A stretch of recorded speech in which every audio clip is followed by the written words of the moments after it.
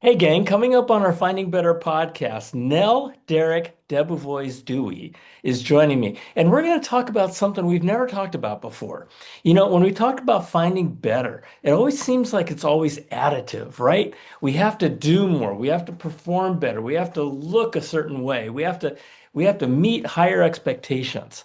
Nell is here to talk about the exact opposite, something we've never really explored, and that is systematic subtraction, taking things out of your life. And it seems like the higher achiever you are, a lot of times the more burnout you experience. And she's here to teach us her own experience of burnout and realizing, as she has worked with horses, right, that maybe we don't have to follow that pattern. Maybe we don't have to follow that path. That maybe taking some of the crap out of our lives, taking some of the stuff that we realize really doesn't matter and isn't taking us forward to our true selves, maybe we let it go. Somebody in your life needs to hear this. Think of the high achievers in your life, the people who are always stressed out. Share this with them and please subscribe. It'll help me a lot. Here we go.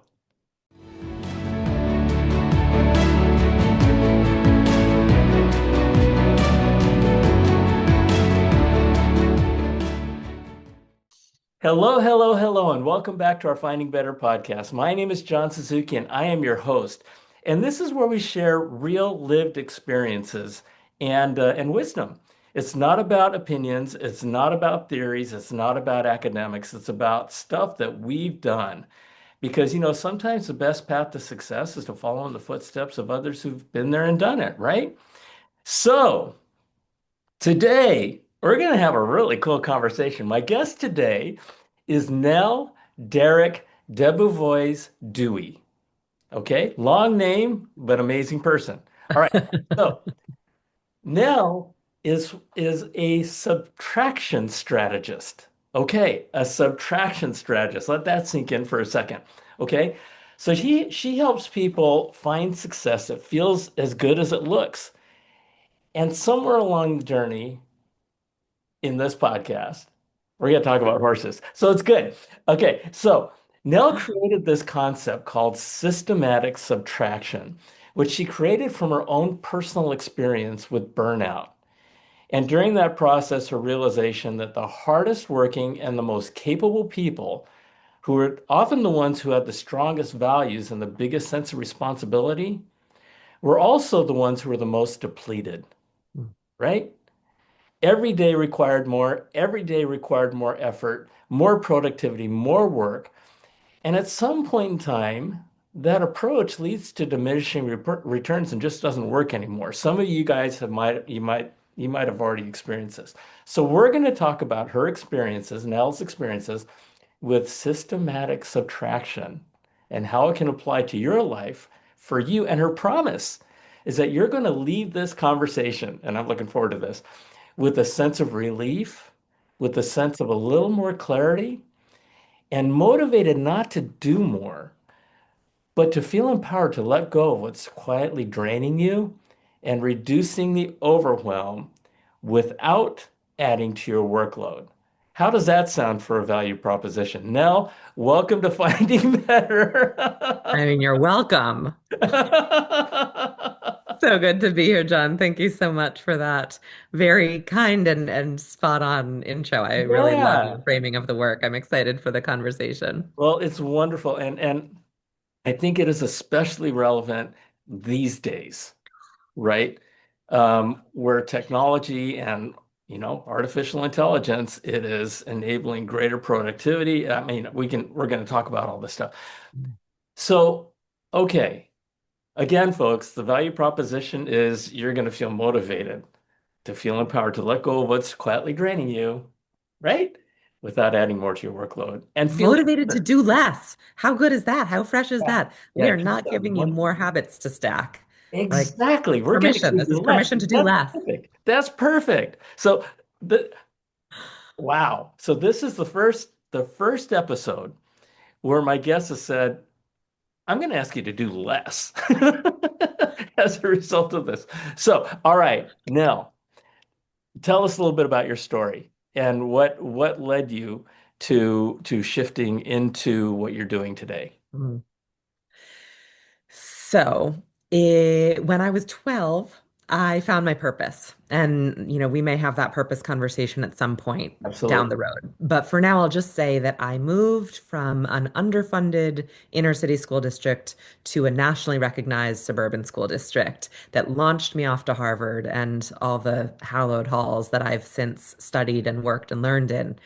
And so I had this really, so of course, kind of like precocious, 12-year-old sense that like opportunity is not distributed equally, even though I knew from my own eyes that talent is, right? My previous classmates and my later classmates were equally smart and athletic and mischievous and, all the things. And yet the Interesting. opportunities presented were Interesting. monstrously different. So really early, I had this very clear, strong sense of wanting to help redistribute opportunity more equitably. And so I went into nonprofit work because in the late 90s, 2000s, that was kind of the thinking. If you wanted to have impact and change the world, you did it in a nonprofit. Hmm. And so, John, I spent that decade like a mole, like burrowing like closer and closer to the front line of impact. Like I wanted to like see the life I changed. So I ended up in the West Bank of Palestine, living in a community center for a refugee community that I was helping to build and program. Whoa, you were really on the front lines. Yep.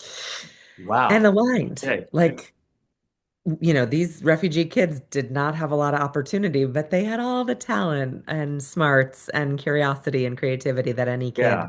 does, or the mix of it that any group of kids do.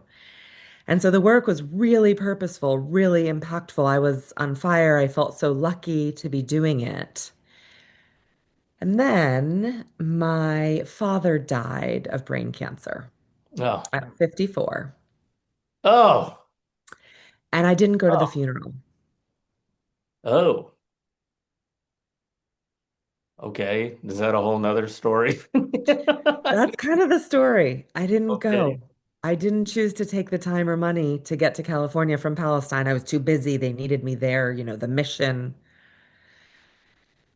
So that didn't land super well for me in the days and weeks and months after. And within 12 months, my marriage had fallen apart and I was headed to divorce. So, Now, so I gotta believe there was more to it than you not going to your dad's funeral. well, it was me. Yeah, of course. They were kind of parallel things that I was neglecting in my Got it. personal Got we. it. Okay. Right. I was Okay. stuck. I was so busy. I was Yep. so important and so impactful on the ground in Palestine that I was not where my husband was at our home in Italy, where we lived together as a young couple. And he was traveling 70% of the time as well for his work. Right. So there were, as any divorce, I think, multiple factors. But the headline from these experiences was that one-dimensional success is not success. Yeah. Yeah. Yeah, and so And I'm you with kind you of on learned, kind of learned, experience. kind of learned that the hard way. Yeah, I learned that the really hard way. And so after that, I actually went to business school and started a company helping teach people about what I now call 3D success or 3D leadership. And it's a very funny coincidence that my name is actually Derek Debevoise Dewey. And so not only can I save you all the syllables of that, but also align with my teaching to call myself Nell 3D. And so this was the theory that, I hear you on kind of experience over theory, but by way of packaging it for guests, I understood. And now I have seen the payoffs of leading and following success in a way that is good for me, my holistic well-being, right? My mental health, my physical health. We, for sure, my work, big part of my life, big part of most of our lives, and my family, right? Personal and professional, we, and the world in some measured, integrated way. Okay, so the 3D part of it, for lack of a better term, but this is what I'm interpreting, is called balance. Is called balancing I mean, is that it? Balancing the things that are important to you? I struggle. I wrote a post not too long ago called Balance is BS. We'll keep it Okay, clean. I good, don't know your good. Let's show. talk about it. But actually, balance, it, this is balance, right? It's a balance beam. It's static. It's a teeter-totter. Well, but a teeter-totter, have you ever tried to get a teeter-totter to do this or a seesaw? It's like at very best, it's like this, right? So I think 3D-ness is not balance, it's alignment, it's integration, right? It's a game of juggling to make Okay. sure that nothing, you know, goes to zero and you end up in divorce, but also not, it's not about 33, 33, 33 with Yeah, yeah, 1% for for the Holy sure, for Ghost. sure. So, But that's good. yes-ish. That's a good distinction because, everybody talks about work-life balance. But what I don't think is that I don't think everybody's looking at it as a 50-50 thing, right? I mean, it's more what you were talking about of that 3D aspect of it.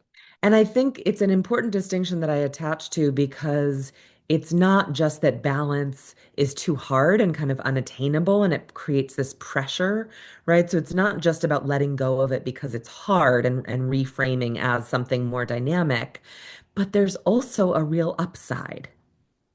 Because once you start actually connecting the dots and not just saying, I have work, I have home, I have self-care, and I have my impact, right? In these kind of tidy buckets. Once you start letting them play together, you unlock this leverage that actually some of the things you do in your personal life really fill up your own cup I love it. or Yep. maybe have Yep. impact in the world, right? Like I know Yep. a lot of parents who take their kids to volunteer. And so now they're spending quality time with their kids that isn't just the carpool or dinner where the answers are one word. And they're having very real impact in an issue they care about, right? So that's why I really point that out is that again, balance to me suggests like separation and silos, where actually the magic of this systematic subtraction is from putting it all together. I love that. I love that because I can speak for myself. My life at some point in time was a bunch of silos. It was my work had nothing to do with my home life. And my home life, right? Um, and yet at the same time, it can, right? A lot of the things that I apply and learn and do at work can go across the rest of my life.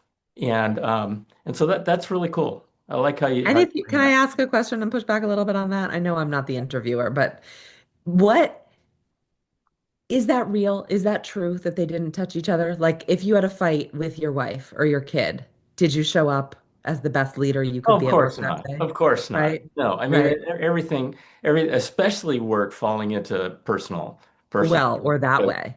And I think that's what we're talking about. I mean that I think that was a rhetorical question because it's just it's impossible not for your work, especially and we're talking about work because we sleep 8 hours a day if we're lucky. We work 8 hours a day if we're lucky. And we got to do everything else in that remaining time, including going through, in some people's cases, a 2 hour commute each way, and on and on and on, right? And so yeah, that and it's just, I think it's, and in my introduction to you, of you to this podcast, we're talking about burnout, right? And the world that we live in, where especially with the rise of artificial intelligence and the rise of more and more productivity tools and the rise of stress in this world we're living in, right? I mean, working harder, being more productive. I mean, all right, so now we're going to talk about subtraction. Yeah. So I gave you part one of the story, which is how we got to systems, right? Recognizing that you can't, forcing something, trying more doesn't fix a structural problem, Right. right? Like if it's a round hole and you've got a square peg, forcing it in doesn't work, or maybe it will and it'll break the mold, right? Which is not the goal. So that was kind of the systems piece that I learned in the first part of my career. And so as a result, I started this company. I'm super aligned. I'm helping people find their three dimensions and find purpose, to come back to that. And I'm on top of the world, really, in a lot of ways. And I'm starting to get into middle age and I'm perimenopausal. And so I am going to the trainer to build muscle because that's what we need to do, in case you hadn't heard. And I'm driving to the trainer on a very sunny, beautiful Friday morning. And John, I didn't even touch it this time. I glance at my phone, drift out of my lane and into a 20-ton landscaping truck. Hopefully, the landscaping truck was either going in reverse or not moving forward. Sadly, we were both going about 30 miles an hour. Oh no. Ouch. Angels be, we all walked away unharmed. But 30 that was the. miles? I mean, that's a 60-mile-an-hour impact. Mhm. So Whoa. they were elevated, right? Big truck. And I was in a well-made German car, and my angels were on duty. I don't know what to tell you. The firemen I, were I totally shocked. agree. Wow. Yeah. So that was the capital E experience that got me to the subtraction part of this approach. Because even, right, again, I was aligned, I was on purpose, my relationship was in great shape. I was deepening my relationship with all these stepkids. I was doing work that I loved. I had just been on retreat in Italy, which I love, and gelato. I was strong, but I was doing too much. And it's literally turns out dangerous, not only to yourself, but to the people around you. And that was a wake up that I couldn't unsee. Wow. Okay, so what I just want to rewind that part of what you just said because you just said you were doing too much. Mm. And your definition and that one action that led you to believe that you were doing too much as you look down at your cell phone, right? Mhm. I mean, how many of us every day? And so now all of a sudden I'm thinking about what you said and I go, whoa, can you actually redefine doing too much by the need we feel to work on our cell phone when we're driving our cars? I think it's a pretty good symptom. That that's life changing. I mean, if people, right? I mean, how many accidents happen? How many people die because someone's on their cell phone? I'm pretty sure it's outpaced drunk driving, right? I mean, it's bad. It's a pandemic. Well, that The is, the to take it a little further, the aha for me was I literally like teach presence, right? I talk about purpose and aligned is that what you leadership. say? I'm just kidding.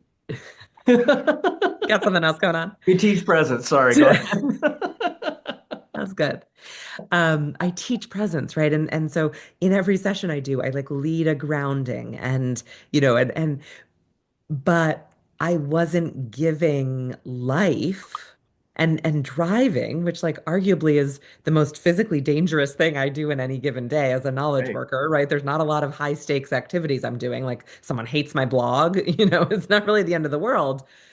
And so during this most vital, dangerous activity, I couldn't give that level of presence because at 7:14 on a Friday summer morning in August, I needed to see if someone had emailed me in the last 7 minutes since I had left home.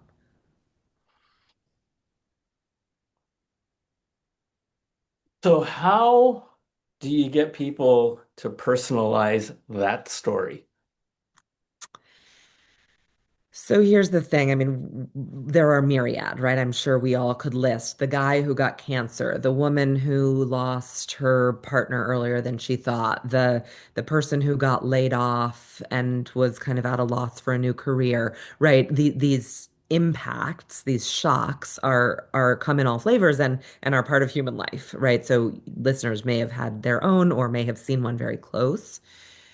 My invitation is like, what if you don't have to have a head-on collision? Wouldn't that be nice? So take it from me. And more importantly, what I encourage people to, and we'll get to the stop, drop, roll method for this all, but the reason the first step is stop is that if and when people actually stop, not to go meditate on a mountain or do a 2 week retreat, but in situ, right here in our lives, in front of our computer, at the kitchen table with the family, stop and ask, how's it really going? Really ask and really listen to the internal response. We know it doesn't take a car crash or cancer or a layoff to Yep. reveal that. But the infrastructure of information and onslaught and pressure to always do more and always be on is very robust. Like billions, trillions of dollars, and the best engineers on the planet, and expert behavioral psychologists, and performance indicators and KPI, that infrastructure is mighty. And so it is not our fault or surprising that we can't stop to actually ask that question and actually answer, how's it going? Yeah, because we're kind of stuck in this rat race, right? And I love what you said about stop, drop, and roll because I think everybody understands what that means. But folks, that means that when you're on fire, stop, drop, and roll. And so, I mean, as a metaphor, right? How cool is that? Right? I mean, especially when you're at that point when you're just hitting overwhelm. I mean, we find ourselves on fire all the time, metaphorically. Yeah. So, and as I'm thinking through and kind of stepping back a little bit and thinking about a moment when I was in that place where I was Mm, on fire, I didn't even think about stopping, dropping, and rolling. I didn't because I was too so caught up in the moment. I feel like if I did and if I knew that that tool was available to me, I would have sat back and I did sit back. There was one time in my career when I ended up in the hospital with acute pneumonia. And and I was kind of forced to reflect on what just happened, yeah. right? And I stopped and I went, you know what? If I'm not aware of what's happening and my mindset, I'm going to get out of this hospital. I'm going to feel better. I'm going to get healthier, and I'm going to end up in the hospital again. And and the gift that you're offering us is you don't have to get to that moment. You don't have to get to the moment of getting into a car accident at a 60 mile an hour impact. You don't have to get to the point of working yourself so hard that you almost die, right? Or get divorced or, Right. whatever the thing is. Yeah, that's pretty powerful. Yeah. So, I want to take a little bit of a segue and talk about horses Mm, and talk about your experience with horses that kind of gave you one of the aha moments in your mm, life. mm. So I grew up riding horses, which was a delight. I rode once a week and as many weeks of summer camp as my mom would allow or afford. And that was amazing. I loved it, but it wasn't like this explicit, oh, this is my happy place or that's saving me from teenage Sure. angst. Or I just liked it. I really liked it. Hmm. I wrote a little bit in college, and then I was a nonprofiteer in Tokyo and Palestine and New York City, and horseback riding was not very accessible, turns out. I guess not. So I went away from it. And then just before COVID, we were spending more time out of New York City, and I was able to get some rides again, which was very cool. And then when I shut down my company, partially because of COVID, partially a lack of product market fit, and partially my lack of alignment with the CEO role. So after 10 years, I closed it down and some doors opened, right? As happens when you stop doing Hmm. something. And one of the things very serendipitously kind of from the universe was this work of coaching with horses Coaching with and horses. coaching with horses. Now you And so said there's no it's not riding coaching involved. horses, it's coaching with No, horses. certainly not. It's coaching with horses. Okay.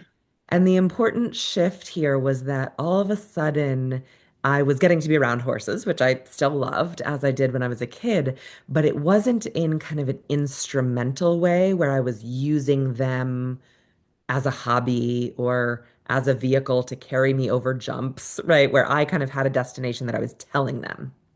And I share that because that might be the way a lot of us manage people or projects, right? It's kind of your team is an instrument that you use to get somewhere. Hmm.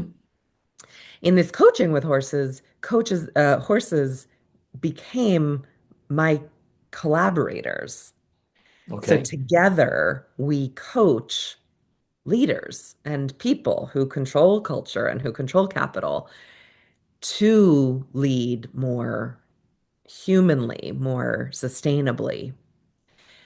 And this is an experience that has changed my life. Collaborating with horses in this way is part of what has informed the systematic subtraction. And actually, horses are very good at the version of stop, drop, and roll that I'm talking about, which I can share a little more about. But the first thing I want to share is really that shift from kind of this instrumentalized approach to working with a resource to a really truly co-created or collaborative one has been a total transformation.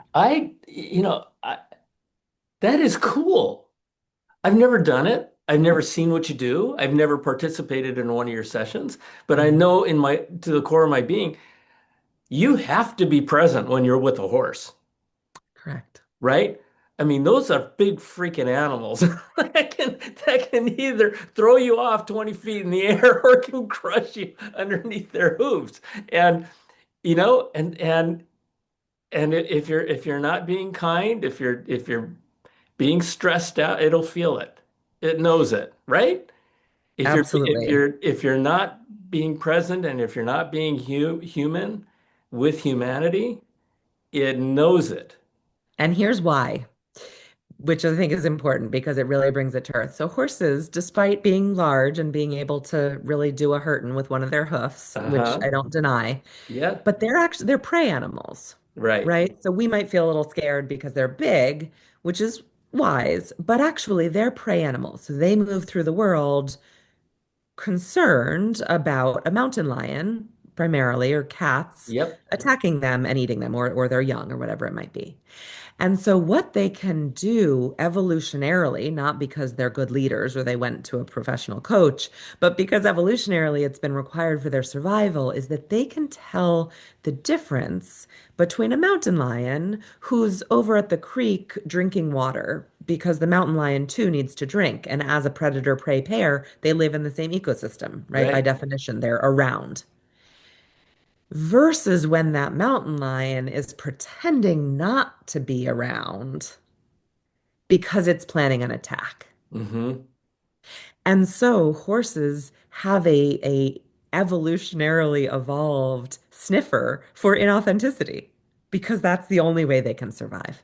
And so, yes, they are phenomenal models of that congruence. I think about phenomenal sniffers. I mean, they've got about as long a snout as anybody has. And Yeah. snout, folks, equals sniff. They can smell you coming from a mile away, right? Yep. And Yep. and the other thing that occurred to me is that you chose not to use for your leadership and for the work you do. You chose not to use mountain lions as your collaborators. That would have been a totally different experience. Very different experience.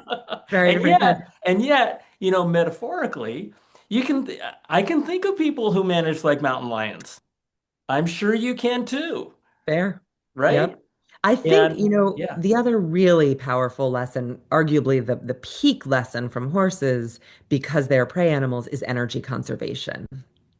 And so what, Ew. right, every calorie they burn is a slightly reduced chance of escaping the predator if and when it comes. And so, as a matter of survival, they have a very clear system. You see it immediately in their communication if you spend much time, where they d- identify the desired result. For example, this is my water and I don't want you drinking at it, right? So, a horse approaches, I want to protect my water source from that horse. So that's the desired result. They start with not, hey, get away, this is my water, back off, go away, I need you to leave, Yeah. because that doesn't really conserve a lot of energy. It actually spends a lot of energy. What they do, 1,200-pound animal, is they flick their ear. And the vast majority of the time, that's enough. And the other horse backs off. If it's not, Wow. they escalate. They shake a tail. Okay. If that doesn't work, maybe they'll kind of swing ahead and maybe gesture to bite. But before they get to, hey, back off, I'm going to kick you, this is my Right, water, right. they have done so many other things. Now, I would love us all to picture being in a boardroom and what you tend to see and what work would look and feel like if we started with the least necessary effort to achieve a desired goal. That is so cool, right? I mean, when you think about that, it's not only good for you, right? It's good for the conversation. And let it Correct. evolve. You know, if it gets to the point of rearing up on your hind legs, then great, right? Fair. Sometimes we need to rear. Sometimes that Totally true. happens, right? But we don't need to go straight to that point, right? Live like a horse. How's that Live for? like a horse. How's that Live like a horse. for And a it's good. tagline? Yeah. You're such a good student. You got ahead of, I mean, it's good for you. It's good for the other people. The piece again, and this is that role that I'm going to add in. It's good for those people's kids or partner or customers or Totally. whoever they're going to see next. Because you know what doesn't set up a creative, trusting, pleasant meeting or family dinner? Rearing up and throwing all the toys all over the place, right? So it really is that 3D me, we world impact to take this approach. That is so cool. That is so cool. At some point, do you offer uh, uh, taking folks and working with horses? Yeah.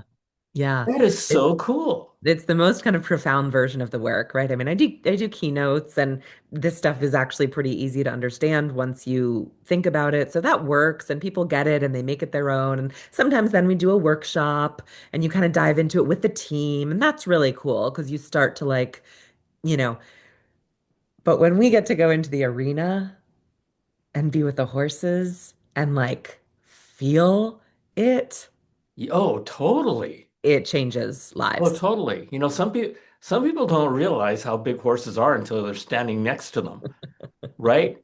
And then they'll turn to you and go, "You want me to get on that thing's back?" And again, I don't ask anyone to get on anyone's back. We literally just Okay. hang out. So it's very safe and Okay. you All can right. keep all of your 2 feet on the ground. All But the right. magic and the power is the same or more even than riding because Yeah. again, you're now an equal, right? You don't have the reins. There's no power dynamic. Right. You're in with the herd, truly learning and observing this form of leadership. It's That very is so powerful. cool. That is really cool. Yeah. Wow. Isn't it amazing? You know, and this is kind of a hint for everybody, you know, that Nell, you love to work with horses. That was just something you loved to do as a kid, and you kind of got away from it and eventually you got back to it. And then you discovered something that was, I mean, that is really powerful. It's And all of a sudden you're using that as part of what you do in helping people. And I'll say because I seem to only work in threes, and there's a lot of universal power to threes, and the stool is the most stable with 3 points. But the real aha for me in my own training of this was recognizing, like, oh my gosh, duh. It's all about personal transformation and growth plus horses. And then in the second of my two apprenticeship weekends with my fabulous mentor in Santa Fe, we were doing a session for her partner out there, the Four Seasons, who they collaborate a lot naturally. Kelly's guests stay at the Four Seasons, and the Four Seasons guests come to do the horse work. And I was like, oh my God, it's personal growth and transformation, horses, and travel and immersive experiences, which I spent the first 10 years of my life living on four different continents and traveling in 49 countries. That's also so part of me. And so I'm obviously not on retreat 40 weeks a year because that's Right. not the life I want to live in a practical way. But to have this approach that includes those three, pillars of what I care about and love for myself as my work, magic. That is wonderful. That is wonderful. So as you what can you know there's some folks listening to what we're having. So what do you think is the most important thing, the most important potentially aha or message um, that you'd like folks to take away from our conversation?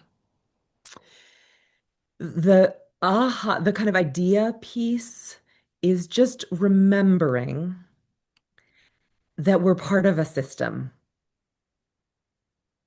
Our body is a system of bones and brain and skin and blood, but we live in systems. Our family system, our team, our industry, our community, our country, whatever, all of those levels are systems that we belong to. And as humans, we have evolutionarily evolved to make those systems better. It's not an option, it's not generational. That's how the human race evolved beyond the apes, is that we actually did better when we cooperated.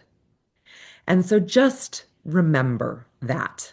I don't know how it will come to you or where in your life you've experienced that idea, but we all have as humans. And so the that's the idea piece is just remember that connection that we have to everything else in our lives. And then the action to take with it is to stop.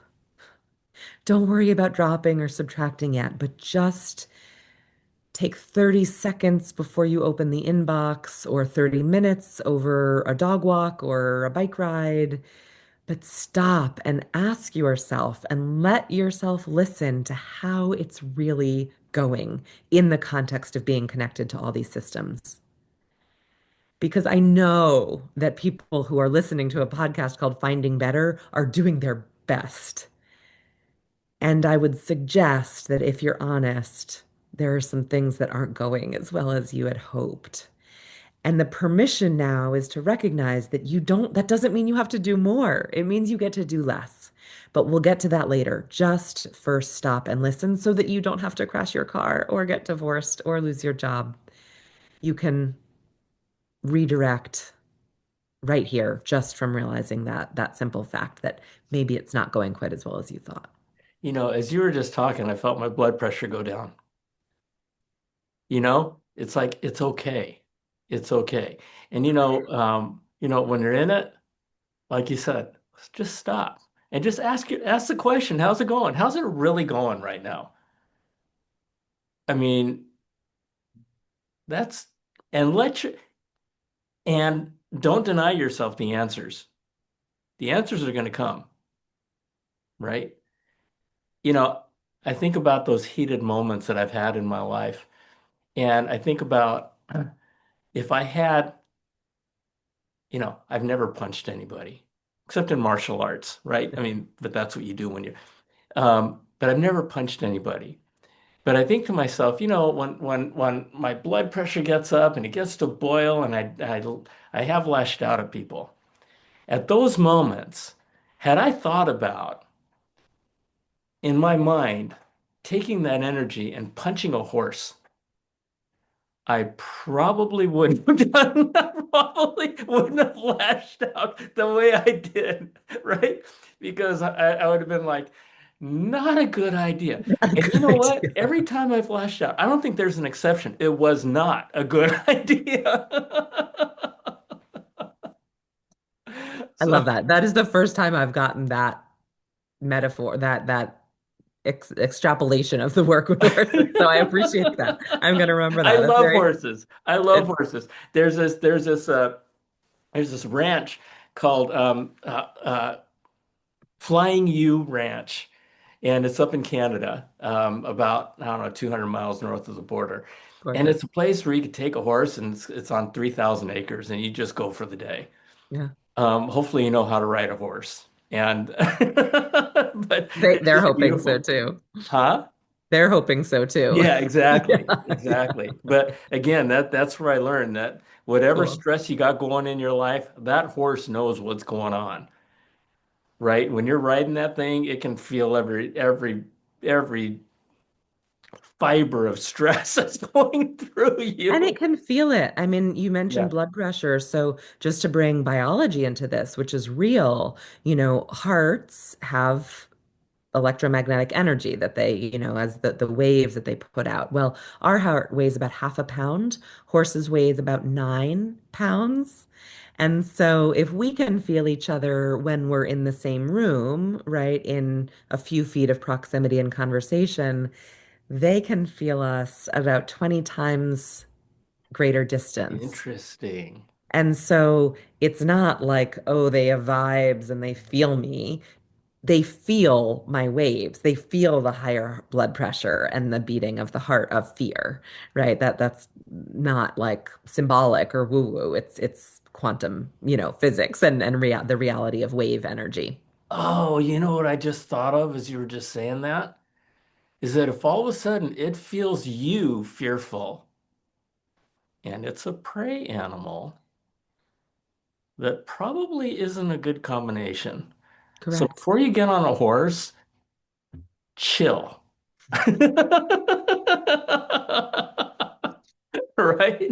And so Yep. anyway, Thousand okay. percent. So I'd like to, before we go, Yeah. I'd like for you to say, just give us some thoughts with regard to Mm, subtracting from your life. mm. Because I think, how do you do that? What, because that can also be a life changer. Yeah, no, 1,000%. And so we've talked about the first step of stop, and that really is the most important one. So be sure that you've developed, not that you've perfected it or that you're permanently Sure. stopped, because that's not the pattern, right? This is a lifelong iterative process, but you need to learn how and when you stop. Is it meditating? Is it while you're cooking? Is it, free form drawing? Whatever. We all have different ways. And where does it fit? Maybe again, 60 seconds here, 60 minutes here, whatever is realistic. But you need to get down that practice of stopping so that you have some data, whether it's your heart rate, whether it's your performance at work, whether it's response from your spouse these days, Right. whatever that data looks like, then we come to drop. And that's the actual subtraction, which is, first of all, an experiment.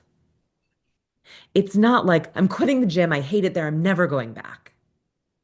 It's like, what if I put my membership on hold for the month and tried yoga on the app where there's nobody sweating on me? I don't have to drive 14 minutes, and it's actually a more pleasant version of workout that I can keep to with the frequency I want, for example, right? But try these experiments rather than making it like this dramatic permanent embargo, because that is really scary and maybe dangerous. Like that might be a bad idea. You might need the gym membership to keep your heart healthy. I don't know. Right. But as an experiment based on the data, we try to stop doing things for a time. And then the important piece, the really important piece is we just don't cruise on and add something in that blank space. We take time to connect the dots. So we come back to that me, we, world, holistic systems perspective on our life. And we think, now that I'm not going to the gym, do I A, have more time to have a relaxed breakfast with my spouse before we go off to work in the gym? Or do I miss the social interaction with the cute girl at reception or the interesting older man who has this great career that he lets leak out every once in a while as we're swapping weights? And I miss that social connection, right? I don't know how this subtraction is going to go, but it's from that thoughtful connecting the dots that we can understand where, gosh, this subtraction is amazing. I feel lighter and free and I have more time and energy.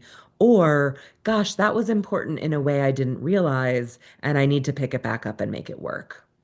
So that's the full kind of stop, drop, roll journey. You know, I think you're realizing that I have something to say about everything.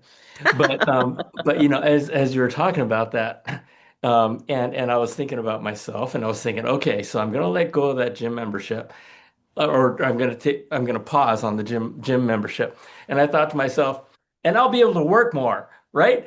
No, no, no, no, no, no, no, no. No, you're missing the point.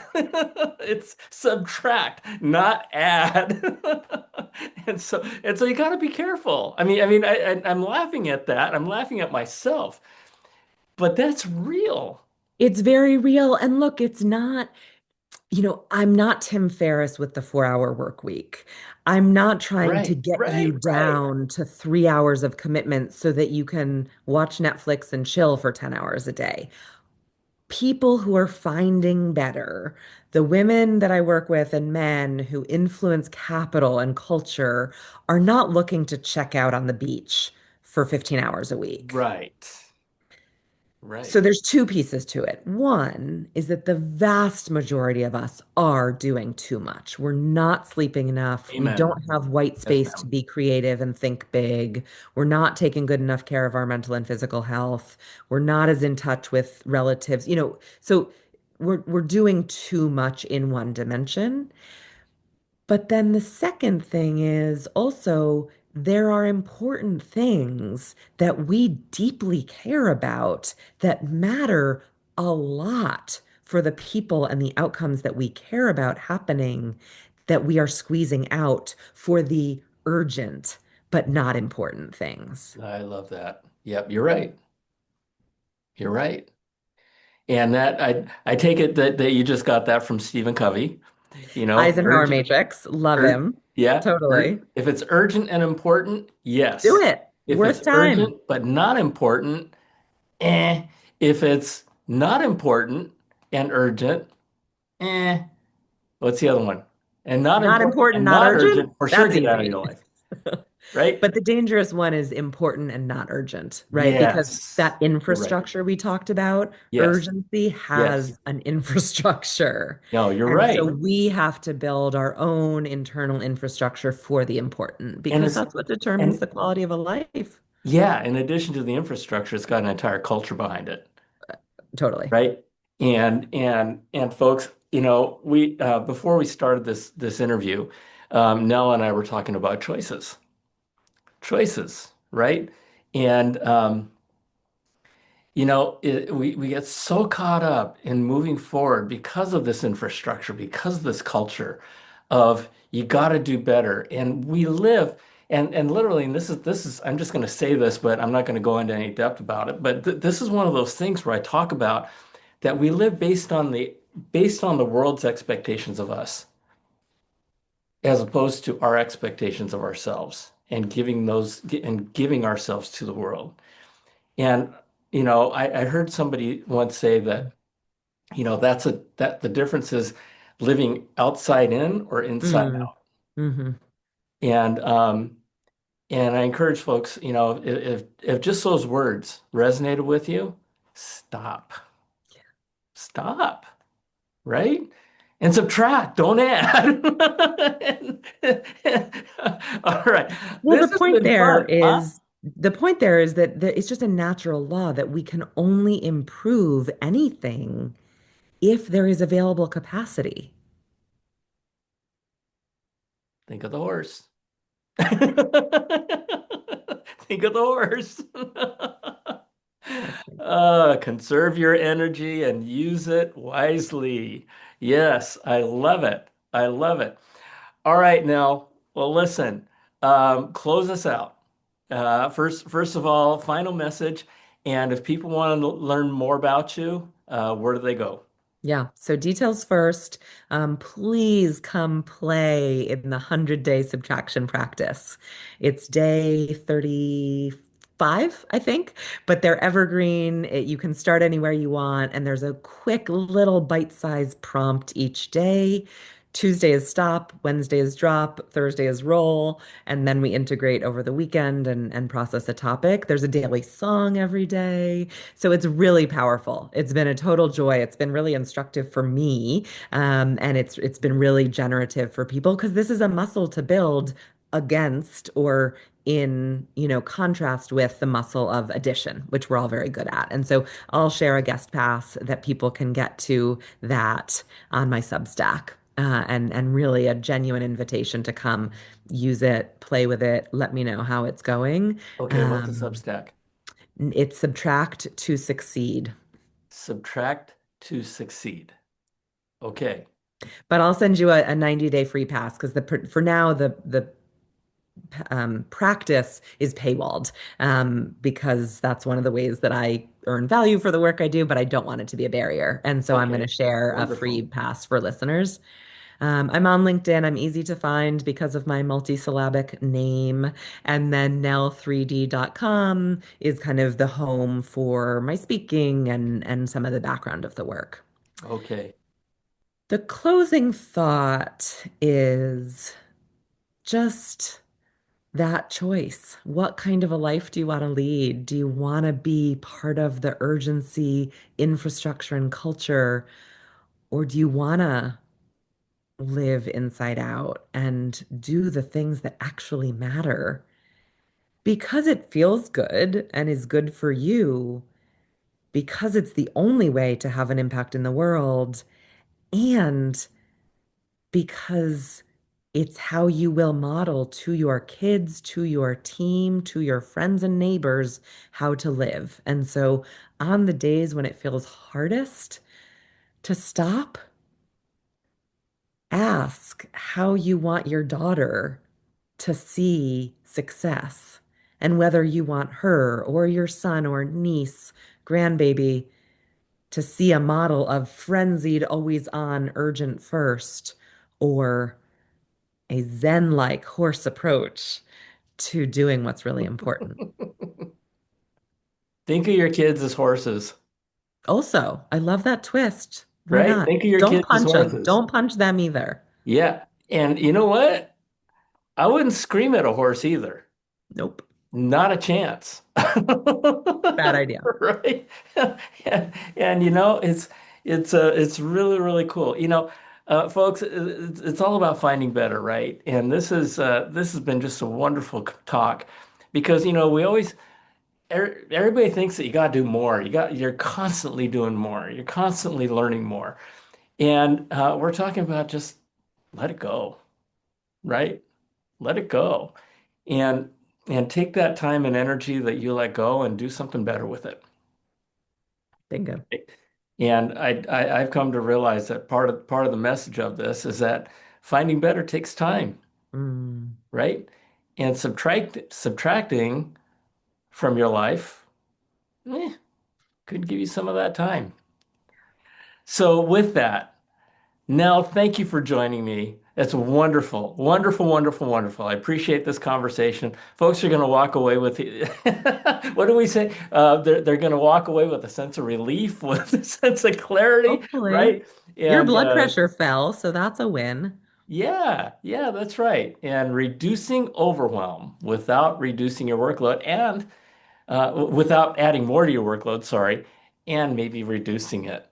So, with that, folks, thank you for joining us. I love you. God bless you. If there's somebody else that you know out there who's experiencing stress in their lives, right? Share this with them. Okay? And please subscribe. Thanks for joining us. We'll see you next time. Thanks, Bye. John.